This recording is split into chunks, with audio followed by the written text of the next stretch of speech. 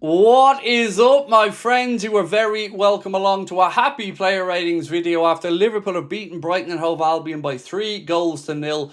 A result that books a safe passage into the fifth round of the FA Cup for Arne Slot's men. If you haven't joined us for a player ratings video before, this is what you can expect. I'm going to go through the referee, the players, the substitutes, and our manager, giving them all a score out of 10. You'll see 2 scores on every player card. The one in the upper right-hand corner is the average Anfield Agenda viewer score, and the large score in the centre is mine. If you'd like to submit your player ratings in the future and enter into this month's giveaway to an assigned Jurgen Klopp frame shirt completely free, scan the QR code below or use the link in the description. It'll bring you into the Anfield Agenda WhatsApp, where as well as seeing the post in there from Connor where you can submit your player ratings, you will see all the information on how that you can enter that competition to win that framed and signed Jurgen Klopp shirt with thanks to our friends at the collectorscorner.co.uk. We'll be giving away one signed item every month throughout 2026, and thank you again to our friends at the Collectors Corner. Right, let's get stuck into it and start off with the referee, Stuart Atwell. Now, I know people are going to be disappointed and frustrated with Rio Engamoa's goal being ruled out, and I agree. But I've always said I can understand a linesman or officials getting a really tight decision like that, right or wrong, with a human eye. They didn't have VAR today, and honestly, I don't think Atwell did that poor of a job. Like everybody else, of course, I was disappointed and frustrated Rio didn't get his goal. But it isn't the end of the world, really. So for me, I'm going to give Atwell today a score of 6. And the audience have gone a bit lower with a score for Stuart Atwell of 5.2. Now we move on to Allison Becker, reminding us once again why he is the best goalkeeper in the world. Yes, he did give us a few heart and mouth moments that could have gone a different way when he was being closed down by Brighton players. But ultimately kept a clean sheet, had some really pivotal moments as well. I remember when we were 1-0 up, Brighton played, I think it was a free kick across, Dunk headed it back across goal, where Van Heck was diving for a header that would have made it 1-1. Ali got a decisive touch to it, as he did on a few occasions. So, for me, very good performance from Allison. I'm going to give him a score of 8. The audience gone a bit lower with a score there for Ali of 7. Moving into the left-back position, and it is your Anfield Agenda man of the match. Milos KERKEZ won it with 40% of the over 5,000 votes that were cast. I think he was brilliant today. Absolutely phenomenal. Fully agree with the decision from you guys to give him the man of the match. That was just a perfect performance. A very good assist as well for the opening goal. Just a performance filled full of energy, confidence, and exactly why we bought him from Bournemouth. So, for me, I'm giving him a score of 9 today. I think could be probably maybe the highest score I've given all this season. But for Milos, it was an 8.2 from the Anfield Agenda audience. But do let us know in the comments what you thought of Milos' performance tonight. Next up, our captain, Virgil van Dijk. I said it during the watch-along. I'll say it again. You're always so sure when a long ball's played over the top and there's an aerial challenge that the big man's going to win it. He just doesn't lose headers. I thought himself and Canade tonight were really good. Brighton did create a lot of chances and they were putting bodies forward, but we held our nerve, kept a clean sheet, and that deserves to be rewarded. So for me, Virgil van Dijk gets a score tonight of 7, and the audience went a little bit above myself with a score there for Virg of 7.2. Next up, Ibrahim Konate, and of course we still hope that Ibu signs a new deal and we await any news on that. There's been a little bit of positivity around that subject this week, especially with comments from the likes of Virgil van Dijk and Arne saying of course we want him to stay, so fingers crossed an agreement can be reached. But on this game tonight, I thought much like Virgil, he did everything you would have asked of him, got his body in the way, got some blocks in. Again, clean sheet, can't really complain too much about it. So, for Ibrahim Konate, much like Virgil van Dijk, it's a score of 7 from me. Slight difference from the viewers. It's a 7.1 there for Konate versus the 7.2 for Virgil. Curtis Jones, the most attacking right back in world football, right? Got himself a nice goal tonight as well. And look, he deserves plaudits, Curtis. Came into tonight playing at right back. But that wasn't the run of a right back. That was the run of a midfielder who knows where the goal is. And he did time the run perfectly. Believed that Milos KERKEZ was going to get the cross in and made sure that he was there to get on the end of it with a very composed finish. What the future holds for Curtis, I guess we'll be finding out over the next few months. But tonight, Curtis can go, put his head in his pillow and know that he did a very good job indeed. He was the TNT Sport man of the match. But for us, I'm giving him a score of 8. And the audience have gone a little bit lower with a 7.7 for Mr. Curtis Jones. Moving into midfield, Alexis McAllister. Here's a question for you, one that I was asked in the chat. Is this his best game of the season in a Liverpool shirt? If it isn't, it's got to be right up there, because that was a bit more like it from Alexis McAllister. He's been struggling this season to get up the form, but tonight I thought he was right in and amongst it, looking more like himself. Couple of hairy moments. There was one ball that he did play when he received it from Allison, kind of over his shoulder into a blind area, and it was intercepted by Brighton. But that aside, I think he did really well tonight. So for Alexis, from me, it is a score of 7.5. From the audience, a little bit lower, harder taskmasters tonight with a score of 6.6 for Alexis McAllister. Look, all in all, folks, this has been my favourite Liverpool performance of the season.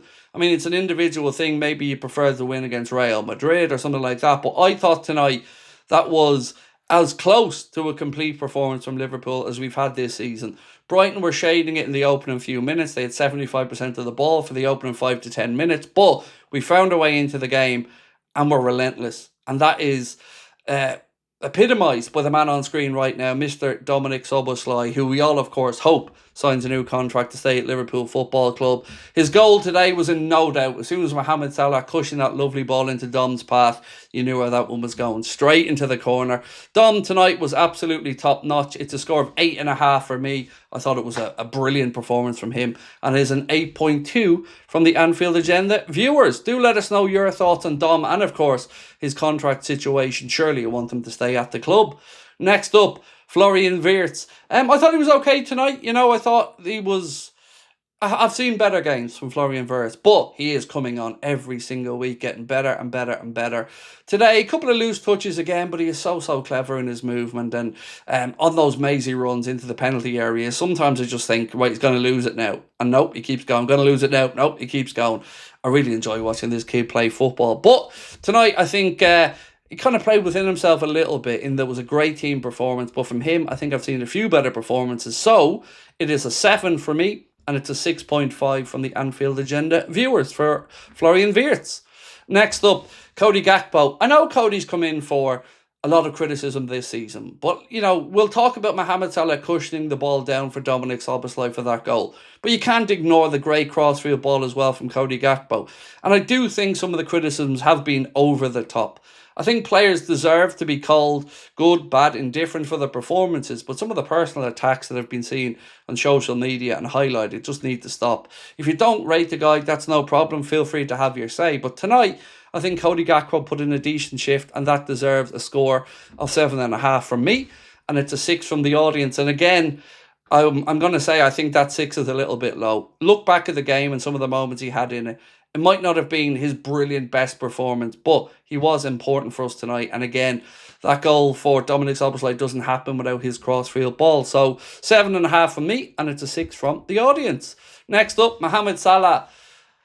I said this during the watch along or the match reaction, and I'm going to say it again. Tonight felt like, and again, this is just my own gut feeling, no inside information, but it feels like Mo may have accepted to himself that this could be his last season, and he wants to enjoy it.